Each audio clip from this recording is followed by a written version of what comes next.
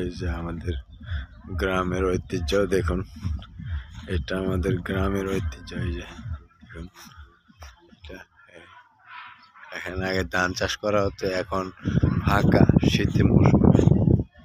শীত মৌসুমে এরকমই থাকে, অনেক জায়গায় ফাঁকা। এদিকে শীত মৌসুমের জায়গা, এদিকে অনেক জায়গায় দেখেন রৌদ্র নেই, তো তাই পরিবেশটা এরকম দেখা যাচ্ছে না। এদিকের পরিবেশটা কিন্তু আগের থেকে ভালোই, রৌদ্রটা উঠলে আরো সুন্দর হতো, রৌদ্র নেই না। দেখেন এই যে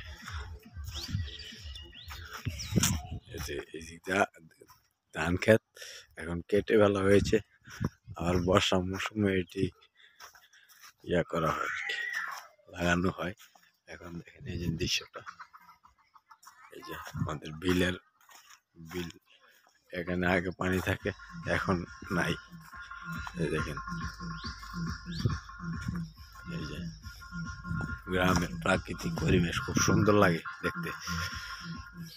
দেখেন এই যে প্রাকৃতিক পরিবেশটি খুব সুন্দর লাগছে না? দেখেন এদিকে ধান চাষ করা হয়, সব ধান ক্ষেত, এগুলি যা দেখতে পাচ্ছেন সব ধান ক্ষেত, এখন নাই। এই যে দেখেন, এই যে সব এগুলি সব তরকারির ক্ষেত। এগুলি দেখেন, এই যে টমেটো লাগানো হয়েছে এখানে। টমেটোর মাত্র লাগানো হয়েছে, টমেটোর গাছগুলো দেখতে কি সুন্দর দেখুন।